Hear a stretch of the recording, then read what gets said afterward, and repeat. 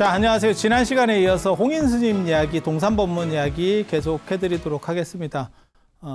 홍인스님 제자들이 한 1000명 정도 있었다는 거예요. 그 당시 뭐 1000명이면 굉장히 많은 겁니다. 그리고 요즘하고는 조금 달라요. 요즘은 그렇게 사람들이 한 사람이 차지하는 공간 면적이 넓어진 시절이고, 그러니까 되게 재밌잖아요. 인구가 더 이상 늘어나지 않는데도 불구하고 집값이 떨어지지 않는 이유 중에 하나가 뭐냐면 한 사람이 차지하는 면적이 점점 많아지고 있죠.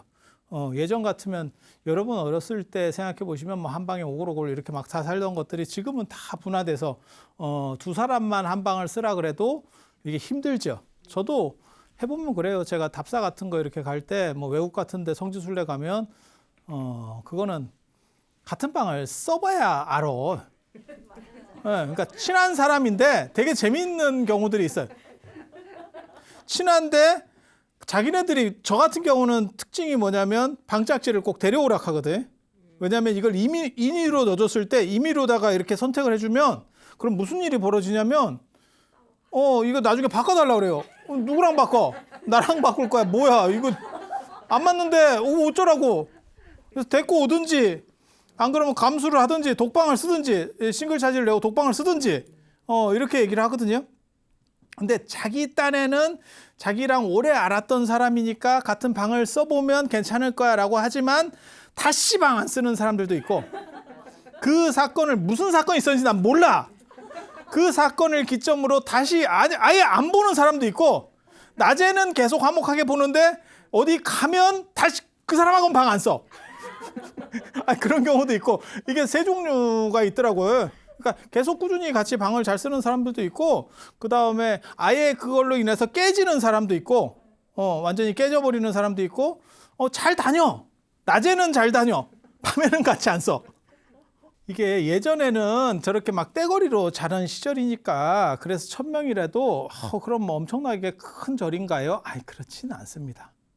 그렇지는 않습니다. 그래서 우리나라도 마찬가지예요. 뭐 이렇게 큰 절들 가보면 예전에 여기가 500명이 살았어요. 뭐 어쩌고 하지만 야, 이거 어떻게 500명이 살지? 지금 생각으로 그렇게 생각하시면 안 돼. 지금은 택도 없는 거고 택도 없는 거고, 예전에는 다 이렇게 막 오골오골 살던 시절이니까 먹고 살기 힘들 때 이럴 때 생각하시면 돼요. 그래서 그런 정도 기준에서 그래도 1000명이면 많은 겁니다. 1000명이면 많은 겁니다.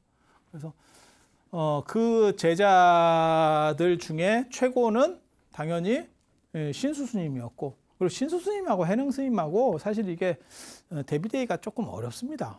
이렇게 딱 보면 신수 스님이 어떻게 보면 총무 역할을 하던 분이거든요. 저 1000명의 대중들을 전체를 관할하고 이끌고 이러던 실질적인 분이에요. 그리고 측천무가 홍인 스님을 존경했다 하는 것도 맞을 것 같아요. 왜냐하면 그렇지 않으면 신수 스님이 나중에 저렇게 막 못 올라가거든. 지금 신수 스님과 관련해서 되게 재밌는 게 양경의 법주라고 하는 게 나와요. 양경의 법주 겁나 오래 삽니다. 연대를 보시면 야, 이거 또 믿어야 되나? 우리 또 그 생각 또 들지. 해가 스님도 뭐 107세 이래. 이거 또 믿어야 되나? 이게 또 애매한데 이거 막. 왜냐하면 왜 이런 자세들을 제가 취하냐면 예전에 당신이 몇 년도생인지 잘 모르는 경우들 많습니다. 저희 조부님 때 어른들도 당신이 나이를 잘 모르던데, 그러니까 태어난 날이나 시 모르는 건 둘째치고 그 위에 때 어른들은 나이도 아리까리한 분들 상당히 있더라고요. 그래서 저희 때만 해도 그게 그러던 시절이 아니니까 왜 저 어른들은 당신 나이도 저렇게 오락가락 얘기를 한대? 나는 이랬었는데 시계도 없고 달력도 제대로 없는 거예요. 그 시절에는. 저희 어렸을 때 시계가 보급되기 시작했어요. 시계 전화가 보급되기 시작했고 그전에는 제대로 없는 거예요. 그러니까 맨날 뭐 지금도 연세 드신 분들 뭐 사주 보러 가서 무슨 뭐 밥 먹을 때 낫다는 둥, 뭐 일 나갈 때 낫다는 둥, 뭐 이런 얘기 하잖아요. 근데 제가 그런 얘기 하잖아요. 그게 또 계절마다 밥 먹는 시간이 다르다니까. 아침밥을 좀 땡겨 먹는, 그리고 또 집집마다 다를 거 아니오. 우리가 좀 밥술께나 좀 뜨는 집이어서 뭐 양반집이야 이러면 좀 늦게 먹어도 되는 거고, 좀 못 살면 새벽부터 나가서 일해야 되니까 또 빨리 먹는 거고, 뭐 그게 또 약간씩 룰이 달라요. 뭐 정해져 있는 것도 아니고. 현대화되면서 점심시간이 정해지는 거지 그전에는 점심도 있지도 않았었고 그다음에 이런 게 다 중구난방으로 먹어요. 여러분 그 생각처럼 뭐 이렇게 딱 어느 정도 시간 있고 어느 정도 그렇지 않아요. 그렇지 않아. 예. 그래서 그런 정도 생각을 하시면 되니까 이게 이거 또 너무 센데 103세인데 그냥 단순 계산해도 그리고 해능 스님하고 이렇게 보면 713년이나 706년이나 뭐 별 나이 차이 안 나네. 아니 그거는 이 어른이 너무 오래 살아서 그런 거고 이 앞부분을 보면 30 지금 3세 차이지. 33살이면요 예전에 같은 연배가 아니면 지금도 마찬가지예요. 아니 그렇지 않아요? 33살 차이 나는데 결혼했어요. 이러면 능력자 소리 얼마 전에 우리 사건 있었잖아, 그치? 능력자 소리 듣는 거예요. 그게 가능한가? 그런데 이거는 요즘 얘기나 이게 나오는 거고, 맞다. 그런 결혼 얘기는 옛날에는 더 있었다. 예전 기준에서 10살 정도 차이가 나면 아버지 대우로 한다라는 룰이 있어요. 10살 정도 차이만 나도. 한 40 중반 정도면 사람이 죽습니다. 아니 평균적으로 조선시대 때 제가 그래서 계속 그런 얘기 해드리잖아요.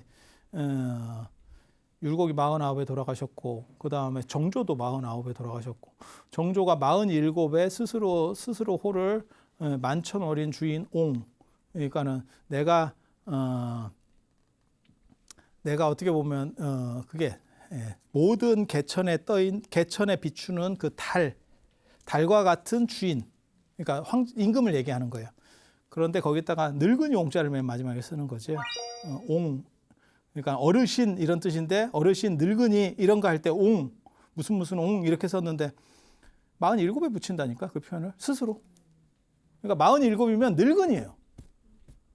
중늙은이가 아니고 상늙은이. 47이. 임금이 생각하는 상늙은이야. 그러니까 33살 차이 나면 이거는 아버지 차이가 아니에요. 그래서 같은 시대를 살았다고 얘기하기가 힘들어요. 그러니까 존재는 할 수 있을지 모르지만 같이 경쟁하는 상대는 안 돼. 지금도 마찬가지예요. 저희 지금 같은 현대 사회에도 우리 선생님하고 30살 차이가 나는 선생님하고 뭐 학술 대회장에서 못 붙어요. 왜? 저 치매인데. 치매인데. 뭘 붙어? 이미 저쪽은 배터리가 떨어졌는데 저쪽 투지폰 쓰는데 어디 붙어? 그냥 어른으로 존경을 해주는 거죠. 근데 예전에는 이거 훨씬 더 심각한 거예요. 그래서 경쟁을 했다 이런 건 사실 거의 불가능한 얘기입니다. 말 같지도 않은 얘기라고 보시면 돼요. 그래서 경쟁 상대가 되기는 좀 어렵고 그냥 나이 차이만 딱 봐도 그리고 측천무가 이분을 굉장히 대우를 해요. 그 얘기는 뭐냐면 홍인 스님도 대단하게 봤으니까 그 제자도 대단하게 봤다라고 하는 안 그러면 이분이 워낙 뜨니까 이게 그 엄청나게 유명한 표현입니다. 양경의 법주라는 게 중국의 당나라는 수도가 둘이거든요. 그러니까 장안이라고 하는 원래 수도가 있고 측천무가 이제 당나라를 딱 끊고 15년 동안 주나라를 만들거든요. 주나라 자기가 황제, 신성 황제가 되면서 주나라를 만들고 나서 위험하다고 생각하니까 수도를 낙양으로 옮겨요. 천도시켜 버린다고. 그래서 두 개가 이렇게 왔다 갔다 하면서 그래서 이경이라 그러는 거예요. 그러니까 정상적이지 않은 왕위 계승이라든지 이런 게 되면 수도를 옮기는 일이 있어요. 뭐 생각하시면 되면 조선 생각하시면 됩니다. 이성계가 만약에 예를 들어서 정상적으로 이렇게 인수인계 받은 거면 그러면 그냥 개경에서 하는 게 나을 수도 있어요. 거기 지지기반, 시설들이 기본적으로 다 인프라가 갖춰져 있을 거 아니에요. 수도로서. 새로 하나를 만들려고 하면 일이 굉장히 커지잖아요. 그런데 왜 그렇게 안 하느냐? 여기는 그 구세력들이 있기 때문에 내가 잘못해서 여차하면 나를 공격할 수 있는 거죠. 구테타가 일어날 수 있는 거예요. 그러니까 옮겨서 내 판을 짜겠다라고 하는 거거든요. 그래서 측천무라고 하는 사람을 중심으로 하는 낙양. 원래 낙양도 굉장히 유명한데요. 주나라 때부터 동주 시대부터 낙양이 수도 서주 때는 호경이었고 동주 때는 이제 낙양 그때부터 해서 9개 왕조의 수도 당나라는 13개 왕조의 수도 이제 비정상적인 왕조까지 치면 뭐 17개까지도 올라가요. 그렇게 대단한 데예요. 그래서 두 개의 수도를 이렇게 왔다 갔다 썼었기 때문에 그래서 이경의 법주, 두 개의 수도의 법주, 최고 큰 스님 이런 뜻이고 삼재의 제사예요. 국사라는 뜻이에요. 우리식으로 말하면 국사, 삼재의 국사, 황제의 스승, 왕사, 국사, 제사 이렇게 이해가 되시죠? 세 명의 황제, 세 명의 황제가 어떻게 되는 거냐면 당나라 당 고종 이치가 있고 그다음에 측천무가 이렇게 들어오는데 측천무 들어오기 전에 중종 잠깐 세웠다가 뭐 예종 세웠다가 측천무 다시 왔다가 그다음에 측천무가 끝날 때쯤에 중종이 다시 올라오고 그다음에 예종 어떻게 저렇게 해서 이 예종 아들이 그 유명한 이윤기거든요. 이윤기 이러면 잘 모를 거예요. 여러분 이승기는 알지 뭐 이윤기를 알겠어요? 이윤기가 현종입니다. 현종입니다. 당현종, 양귀비 뭐 이렇게 되면 다 알잖아요. 현종 이렇게 해서 그래서 요분들이 이렇게 왔다 갔다 황제를 순서대로 한 게 아니고 원래대로 하면 당 고종, 이치, 그 다음에 중종, 예종, 측천무, 그 다음에 다시 이렇게 도는 거거든요. 그러다 보니까 요게 이제 세 분이 오래 하죠. 오래 하죠. 그리고 실질적인 여기 이 시대의 권력의 핵심은 이분이죠. 이분이죠. 그래서 이 세 분에게 존중받은 큰 스님이었다. 그래서 삼재제사. 야, 저 대단하지 않아요? 저런 표현들이 나오는 거예요. 그 얘기는 뭐냐면 야, 낙양하고 장안 쪽에서 제일 큰 스님이 신수 스님이었는가 보다. 그러니까 당나라 초기에 가장 날렸던 스님은 누구냐? 이러면 당나라 초기에 날렸던 스님 현장 스님. 현장 스님. 그 다음에 법장 스님, 화엄종의 법장 스님. 그리고 그 다음에 이제 신수 스님. 이런 분들이 나오는 거예요. 나오는 거예요. 그 얘기는 뭐냐? 맨 처음에 법상종, 현장 스님 법상종, 화엄종, 그 다음에 선종 이렇게 조금씩 넘어가는 것 같은데? 뭐 이런 생각들을 해볼 수 있는 거죠. 그리고 지방에서 큰 스님이에요. 이게 다 필요 없어. 수도권과 서울과 수도권을 누가 장악하고 있느냐가 사실은 관건이에요. 굉장히 관건이에요. 지방에서 뭐 잘 나가요. 그래. 아니 이거 해능 스님을 얘기하는 게 아닙니다. 뭐 다른 큰 스님들도 저 시대에 저 때가 불교가 만개하던 시절이어서 큰 스님이랑 큰 스님들이 막 득달같이 나오거든요. 득달같이 나와요. 그래서 그런 상황 속에서 이렇게 보면 뭐 청량 진관 스님도 저 시절에 이제 저보다 조금 뒤에 나오는 거고 현계 다면 스님 나오는 거고 막 이렇게 갖고 막 나오기 시작하거든요. 그래서 저런 어른들 다 있는 시절에서도 누가 제일 중요한 거점을 장악했느냐. 우리식으로 말하면 서울 경기에서 누가 제일 먹느냐. 그래서 제가 전에도 그런 얘기 했잖아요. 만약에 예를 들어서 대통령 후보 이러면 딱 어디까지 끊기냐면 경기도지사까지 끊기지. 서울시장 경기도지사까지 끊기지. 아니 그렇잖아요. 함경도지사가 대통령 후보로 나오진 않을 거 아니야. 아니 내가 사실은 어느 도를 하려다가 그 도 하면 또 뭐라고 할 것 같아서 내가 함경도를 들긴 들었는데 안 되잖아. 그냥 딱 봐도. 아니 그렇지 않아요? 당연히 안쪽이 빨리 바뀌는 쪽이고 바깥쪽 흐름 느리죠. 그래서 그렇게 생각하시면 돼요. 그렇게 생각하시면 돼요. 그래서 홍인 스님이 이렇게 법석을 크게 열 때 신수 스님이 어떻게 보면 총대장 같은 그 밑에 총무 같은 역할을 하셨었고 그리고 이제 금강경 중심으로 하잖아요. 그때 이제 남방에서 해능 스님이 올라오는 거죠. 이렇게 금강경 한 구절 듣고 뭐 응무소주 이생기심 능히 응하는 바 없이 그 마음을 낸다. 이렇게 이게 금강경 어디서 배울 수 있습니까? 이렇게 해서 딱 올라왔다잖아요. 그게 이제 행자잖아. 굉장히 재밌는 게 행자에게 전해진 어떻게 보면 선종이지. 행자불교. 그래서 약간 아무튼 계열이 다른 이야기가 되는 거예요. 저게. 그래서 그때 이제 이 해능 스님 올라오셨을 때 되게 재밌는 게 저도 그런 생각을 해요. 제가 전에도 잠깐 이 얘기를 해드렸었어요. 제가 육조단경에서 육조단경이 상당 부분을 신에게에서 만들었는데 나중에 신해가 뒤통수를 맞게 되는 뭐 이런 게 있어요. 그건 나중에 제가 또 잠깐 정리를 해드리겠는데 그 육조단경에 보면 뭐가 나오냐면 해능 스님하고 홍인 스님이 만나는 첫 대목이 나오는데 그때 너 어디서 왔냐부터 물어봐요. 왜? 갈료라고 합니다. 갈료. 갈료. 그게 오랑캐라고 하는 뜻이에요. 저 밑에 변방에 저 어디 우리 시골 하면 어디 삼수갑산에서 온 거야.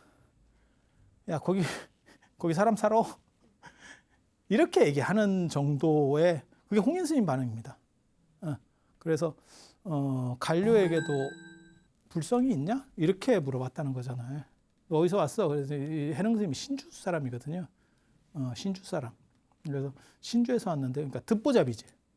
어디 총구석, 어디 독도 같은 데서 온 거예요. 그러니까 야 그런데도 그런 사람들도 불성이 있냐? 이게 깨달을 수 있어? 그랬더니 그렇게 그냥 재미삼아 한마디로 던졌더니 이 해능 스님이 다큐로 받아가지고 어른이 야 그 촌놈도 깨닫겠어? 뭐 이렇게 얘기한 거지. 그랬더니 어디 그런 지역 차별 발언을 하십니까? 이러면서 이제 까고 들어오는 거잖아. 그래서 지역에는 남북이 있을지 모르지만 불성에 남북이 있겠습니까? 딱 이랬다는 거잖아. 멋있어 보이지만 이게 싸가지가 없는 대표적인 거거든요. 이걸 딱 보는 순간 뭔 생각을 해야 되냐면 이 강남 문화구나. 강남의 개인주의 문화구나. 라는 생각을 하면 이 문화 흐름을 아는 거예요. 나중에 이 선종이라고 하는 게 강남 쪽에서 뭐가 발전하냐면 육조 시대 때 오동진 송제양진의 육조 시대 때 열반경하고 반야경 같은 경우를 강남에서 유행하고 그 다음에 육조 청담이라고 해서 청담이라고 하는 이런 대화 그게 나중에 이제 선호록에도 영향을 줘요. 그리고 장자학, 그걸 장학이라 그러더니. 그래서 그런 것들이 버무려지면서 나중에 이 개인주의, 강남의 개인주의 문화하고 섞여서 완성되는 게 사실은 선불교예요. 선불교예요. 그리고 해능 스님은 저 강남 문화를 집약해내는 거지. 그러니까 스티브 잡스가 스마트폰을 만들었다기보다도 시대적 요청이 스마트폰으로 가고 있는 거를 스티브 잡스가 딱 집약해내서 딱 터뜨리는 거지. 그러니까 전 세계적으로 쫙 퍼지는 거예요.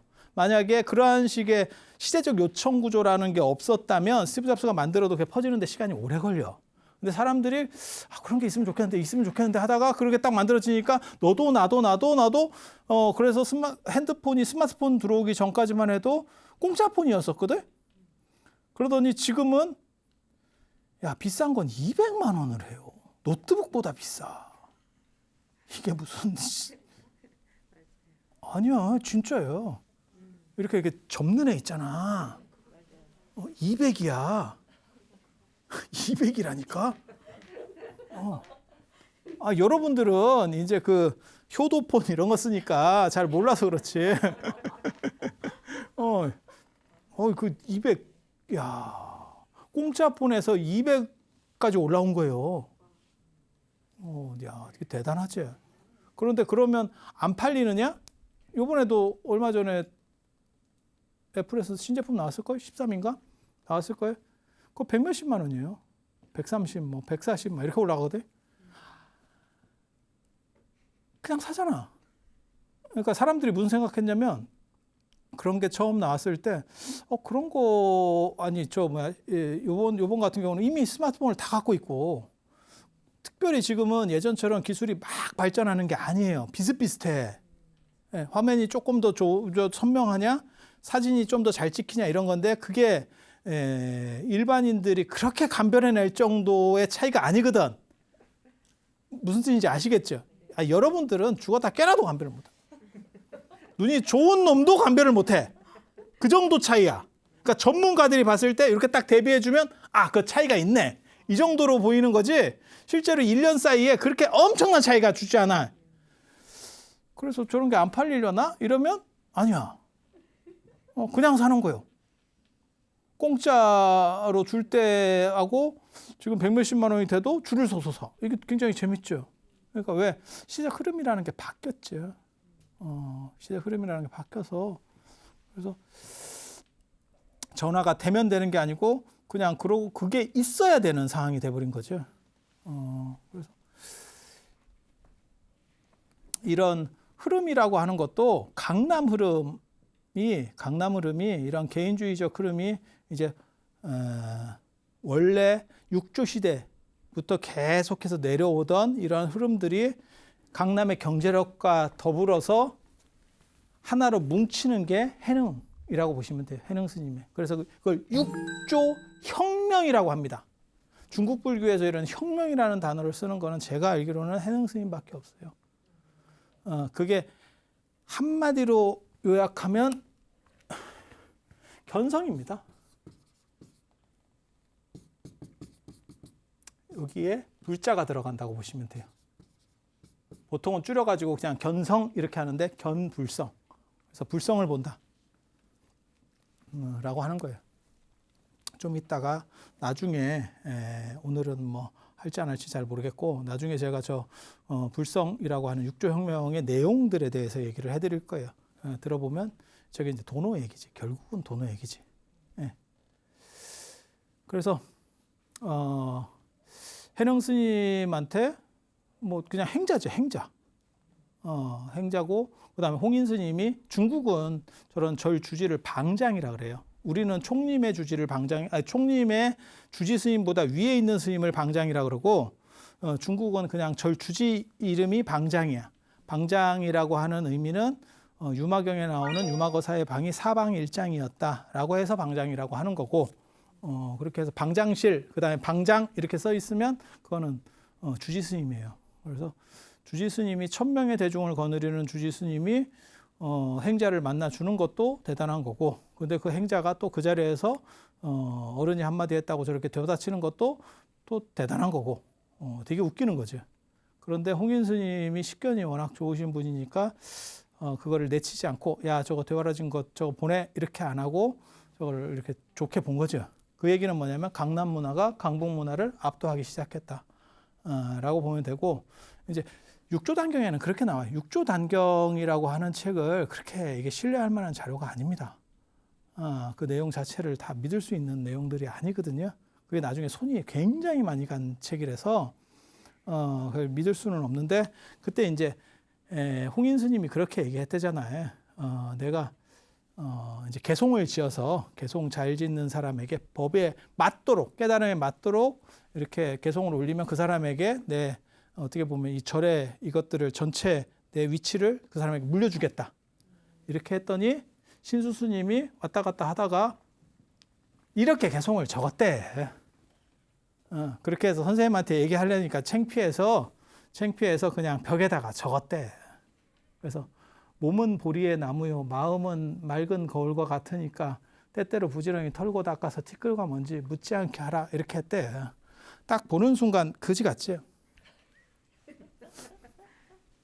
저게 무슨 그지 같은 뭐가 그지 같으냐면 저건 제대로 공부한 사람의 글이 아니에요. 식견이 상당히 떨어지는 사람.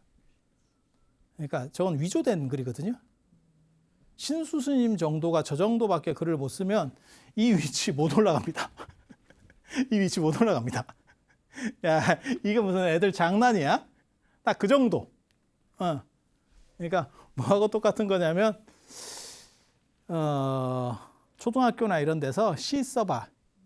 그러면 선생님이 이렇게 딱 보면 얘 잘 썼네. 이런 느낌. 하지만 진짜 시인들 그런 데서 그거 아니고 그냥 학예회 수준 딱 그 정도예요. 그 정도.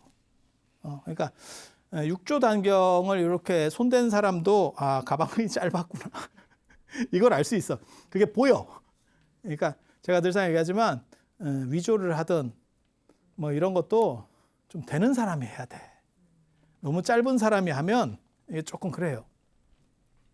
그래서 해능 스님이 이제 사람들이 웅성웅성하면서 이 얘기 뭐 좋다 어쩐다 뭐 이렇게 스토리는 그런 거니까 그렇게 얘기했더니 해능 스님이 나도 좀 썼으면 좋겠다 뭐 이렇게 해가지고 나는 글을 못 쓰는데 내 대신 써줬으면 좋겠다 이렇게 해서 이걸 썼대. 그래서 보리는 본래 나무가 없고 여기 이제 그 나무를 까는 거죠. 몸은 어떻게 보면 깨달음의 나무고 마음은 그 깨달음의 본체다. 그래서 언제나 노력해서 이렇게 깨끗하게 하면 그러면 그것이 곧 깨달음이 유지될 수 있도록 완성하는 거다라고 얘기하니까 그걸 이제 까는 거지. 예, 그래서 이런 거는 없고 우리는 본래 나무가 아니고 그 다음에 밝은 거울 또한 받침대가 없다. 이 얘기는 뭐냐면 거울이라고 하는 게 뭐가 있냐? 마음이라는 게 실체가 있냐? 몸이라는 게 그 다음에 깨달음이라는 게 어떤 형체가 있을 수 있냐? 그런 건 다 아니야. 그래서 원래 부처님의 성품이라고 하는 것은 원래부터 깨끗한 거니까 이게 불성. 그래서 때가 묻을 수가 없다는 거죠. 완전한데 야 태양이 어떻게 구름이 끼냐? 태양이 어떻게 구름이 끼냐? 우리 눈에 구름이 끼는 거지. 지구에 구름이 끼는 거지. 태양에 구름이 어떻게 낄 수가 있냐? 구름이 태양 근처에도 못 가서 다 증발해 버리겠지. 그런 얘기를 하는 거예요. 그렇게 해서 깠대. 깠더니 해능 스님이 이겼다. 뭐 이렇게. 근데 좀 스토리를 보면 유치해요. 이게 이 개송 보면 야 저게 뭐 애들 장난하는 것도 아니고 저런 거 갖고 저게 되나 싶을 정도로. 그러니까 누군가 위조를 하더라도 급조한 거야. 그리고 그 사람은 가방끈이 짧어. 가방끈 긴 사람은 저런 식의 위조를 하지 않아. 그러니까 뭐하고 똑같은 거냐면 그거지. 문화재 같은 거를 위조를 하는데 위조해서 그게 진품으로 이렇게 인정을 받으면 값어치가 엄청나게 올라가잖아요. 근데 그게 일반인이 위조를 하면 다 걸립니다. 100이 아니고 110% 걸립니다. 왜?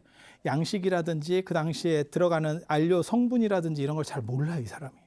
그런데 최고급 권위자가 그 위조에 가담을 하잖아? 잘 안 걸립니다. 왜? 그 사람들이, 현대 사람들이 어떻게 판별하는지를 이 사람은 알고 있거든. 그러니까 거기에 맞춰서 전부 세팅을 해버리는 거죠. 이해가 됩니까? 그래서 이건 조금 유치한 거예요. 근데 아무튼 사람들이 이거 되게 좋아해. 되게 좋아해. 그리고 지금까지도 이런 거를 믿는 사람들도 있어요. 이렇게 약간 천진하지. 가끔이 아니고 제법 많더라고요. 그래서 우리 같은 사람이 이런 얘기하면 이제 욕먹을 수도 있는데 막 금과 옥조처럼 여기는 분들도 있어요. 근데 이제 요즘은 다 연구가 다 되니까 그래서 조금만 연구해 보면 저런 것들이 금방 이렇게 나옵니다. 금방 나옵니다. 그리고 이 홍인 스님 맥 중에서 지난 시간에도 제가 계속 얘기하려다가 못했던 이 홍인 스님 제자 중에서 해능 스님이나 저 신수 스님만 계셨던 게 아니고 지선 스님이 있었고 이분은 사천으로 갔대. 이 법맥이 사천으로 가는 거예요. 그래서 처적 스님, 덕순사, 처적 스님으로 가고 그 다음에 정중무상 대자사, 나 대자사가 전에 갔었는데 그 대자사에서 기억에 남는 거 딱 한 가지. 복전함을 페이로 내더라. 복전함, 스마트폰으로 복전함. 나 그거 딱 기억. 야, 저기까지 가가지고 그것만 기억에 남네. 그래서 대자사, 대자사. 그리고 이분이 이제 어떻게 보면 사천성의 맹주고 지난번에 잠깐 말씀드린 것처럼 당현종이 피난 왔을 때 잘 대우를 해줘서 이제 굉장히 뜨게 되는데 굉장히 특이한 게 있어요. 이분을 성도광에 제가 원래 셋째 아들이라고 썼다가 아들이라고 이렇게 좀 지우고 썼는데 셋째 아들이라는 설이 있어요. 설이. 성도광이 누구냐면 원래 김춘추가 있잖아요. 김춘추, 태종무열왕 김춘추. 그 다음에 문무왕 범민, 문무왕. 그 다음에 요 범민까지가 이게 통일이에요. 삼국 통일. 그 다음에 신문왕입니다. 신문왕의 왕권 강화 이렇게 나오거든요.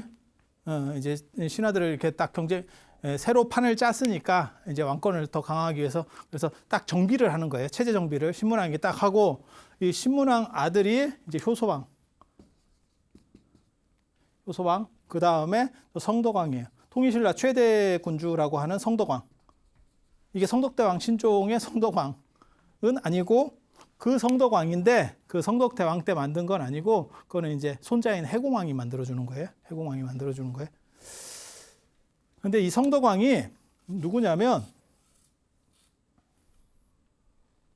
이게 굉장히 재밌는 얘기예요. 삼국상이나 이런 데 보면 첫째 첫째 아들이 이 효소왕이에요. 효소왕. 그리고 성도왕이 둘째 아들이라고 나와. 둘째 아들이라고 나오는데 오대산 사적기에 보면 무슨 얘기가 나오냐면, 그리고 저 삼국유사에 보면 무슨 얘기가 나오냐면 보천과 효명이라고 하는 사람이 나와요. 보천과 효명이라고 하는 사람이 나오는데, 이게 왕위 계승 과정에서 신문왕에서 이 효소왕으로 내려갈 때 왕위 계승 과정에서 밀려나요. 그래서 강원도 오대산까지 오는 거예요. 거기 짱 박혀 숨어 있었어. 그리고 거기서 이제 문수보살에게 기도하고 어쩌고 해가지고 대박이 나요. 그런데 그 상황에서 이제 수행을 하면서 문수보살도 친견하고 뭐 오만 불보살을 다 친견하고 뭐 이런 스토리들이 쭉 나오거든요. 그건 나중에 뭐 삼국유사 한국 불교 할 때 할 수도 있으니까 그냥 그렇다고 일단 그냥 그 껍질만 알아두세요. 있고 이 효소왕이 쫓겨나. 국인에 의해서 쫓겨났다. 삼국 사기에는 뭐라고 나오냐면 갔다. 죽었다로 나오고, 삼국유사나 오대산 사적기에 보면 쫓겨났다가 나와요.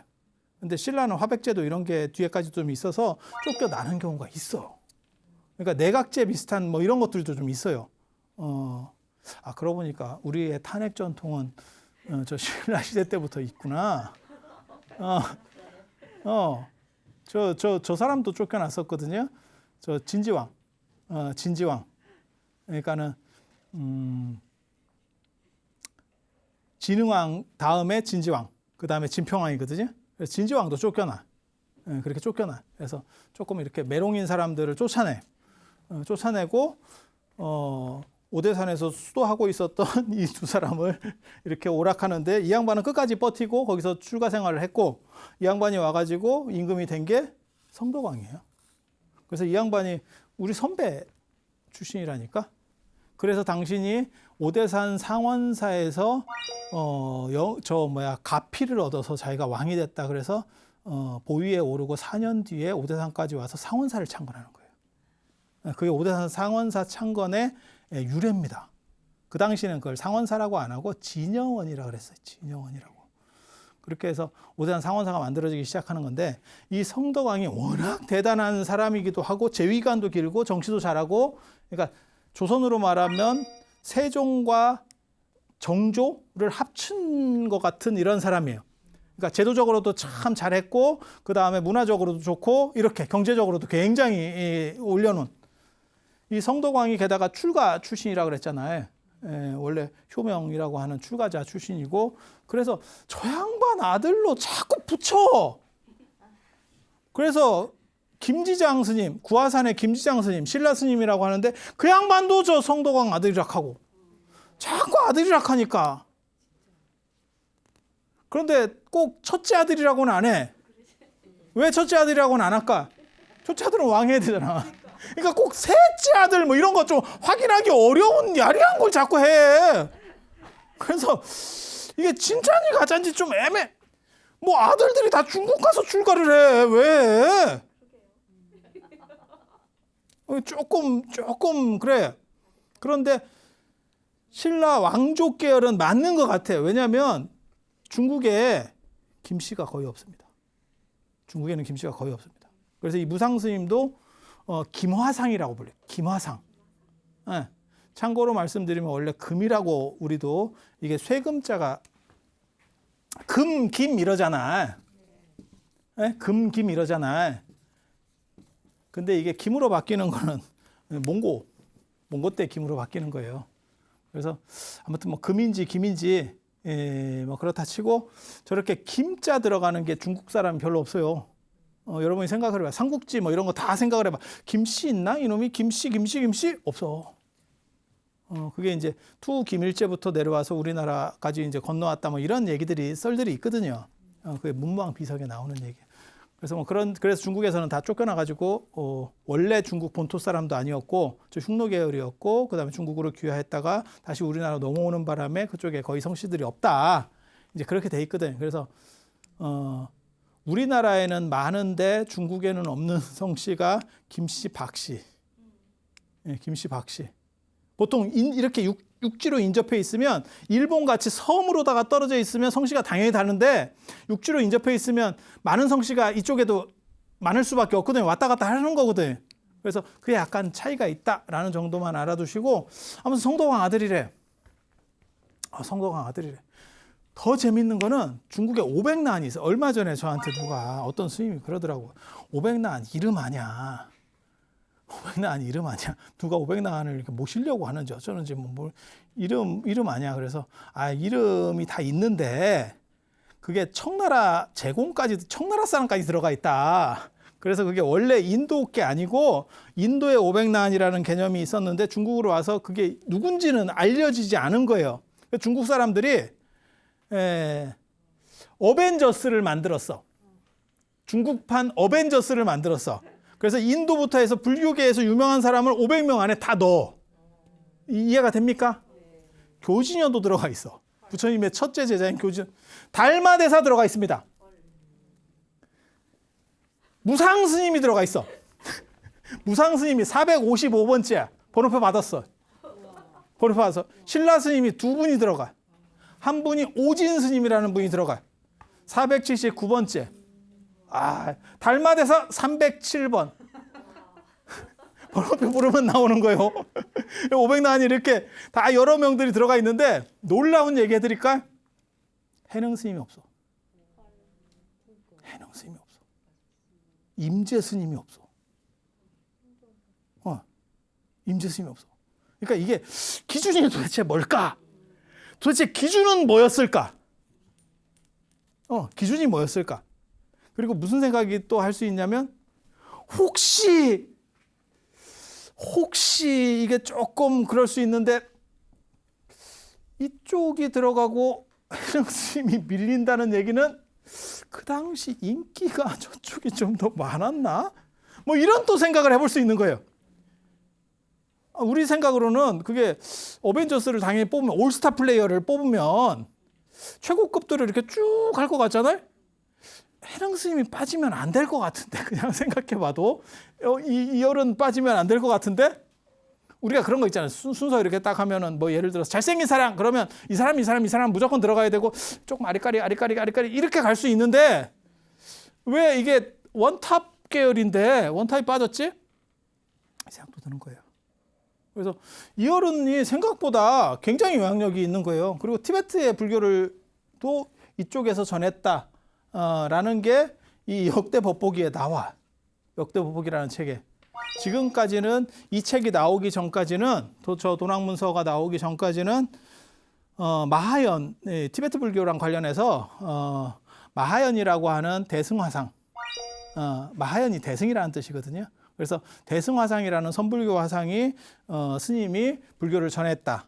그리고 그게 나중에 이제 티베트 불교 인도에서 인도 밀교계에 연하계라고 하는 사람하고 붙어요. 논쟁이 붙어요. 그게 이제 카마라실라가 연하계인데 그렇게 해서 논쟁에서 이 마하연이 졌다. 뭐 이렇게 해서 티베트 불교는 인도의 밀교화가 된다. 뭐 이렇게 그거보다 빠른 이야기가 이쪽에서 나오는 거예요. 이렇게 나올 수 있는 충분한 가능성이 있는 게 뭐냐면 사천하고 차마고도로 티베트랑 연결이 된다니까. 차마고도가 사천에서 출발해서 티베트로 동티베트로 들어가는 거예요. 그러니까 그쪽에 왔다 갔다 하는 골목이니까 그쪽에 불교를 장악하고 있어. 그래서 기록에는 뭐라고 나오냐면 티베트 쪽에서 사신을 보냈대. 불교를 이렇게 전수받기 위해서. 예전에는 불교만 들어오는 게 아니고 우리식으로 말하면 조선 후기에 천주교하고 비슷해요. 그래서 과학, 문물, 서학 이런 게 같이 들어오는 거야. 그래서 그런 거를 이렇게 보내려고 사신을 보냈는데 이 정중사 무상스님 쪽에서 한 3개월 동안 머물렀다. 뭐 이런 얘기가 나오는 거예요. 그래서 저쪽 불교를 통해서 먼저 들어가고 나중에 대승화상 쪽에 그런 불교가 들어갔는갑다. 뭐 이렇게. 그러니까 이게 다 최근에 밝혀진 얘기예요. 왜냐하면 1900년에 저게 처음 문이 열리면서 도랑학이라는 게 시작이 되는 거거든요. 그러다 보니까 다 이게 최신 얘기라. 물론 최신도 100년이 넘었네. 최신도 100년이 넘었네. 그렇게 해서 이렇게 정중사 무상스님에서 정중종 그리고 이분에 대해서 주목해 볼 만한 거는 연불하고 선을 무념무상 뭐 이런 거를 하는데 그게 도교하고 영향이 있을 거예요. 또 사천불교가 굉장히 재밌습니다. 도교의 발생지가 사천이거든요. 또 그래서 무념무상 이런 건 도교인데 그런 쪽하고도 연결점이 좀 존재하는 것 같고 그리고 저 무상 스님을 김화상이라고 불러요. 김화상. 김화상. 화상은 이제 여기서 화상은 야이 화상 그 화상이 아니고 큰 스님 화상이에요. 아까 그 대승 화상도 큰 스님 화상이야. 네. 그 화상이 속화되면서 야이 화상 그 다음에 이렇게 나오는데 아무튼 그렇게 되는 거예요. 그래서 이게 김화상인데 근데 굉장히 재밌는 게 이분은 선과 연불을 결부시켜요. 그래서 연불선 같은 이런 개념들이 존재합니다. 그래서 오늘날 한국 불교에서 저런 게 타당성이 있지 않을까에 대한 생각들도 있어요. 그리고 저 성도왕의 또 다른 아들이라고 알려지는 거, 그러니까 계속 그렇게 그쪽에서 얘기하는 사람 중에 하나가 지금 구화산의 김교각 스님이라고 하는 김지장입니다. 교각이라고 하는 이름은 청나라 때 나오는 거기 때문에 원래는 김지장. 어떻게 보면 중국 불교에서 가장 뜬 외국인이죠. 중국의 4대 영장이라고 하는 데가 있잖아요. 문수보살의 오대산, 그 다음에 관세음보살의 보타락가산, 그 다음에 아미산, 보현보살의 아미산, 그 다음에 구화산, 지장보살의 구화산. 그래서 가보면 이 어른이 또 99세까지 살았대. 이게 또 99세 이걸 어떻게 또 해야 되는지 막 이러는데 가보면 99m짜리 그래서 김교각 스님 상을 만들어 놨잖아요. 그걸 기념해가지고 수백억을 들여가지고 중국에서 그렇게. 그래서 산 전체가 그냥 막 절로다가 이렇게 막 덕얼덕얼 있지.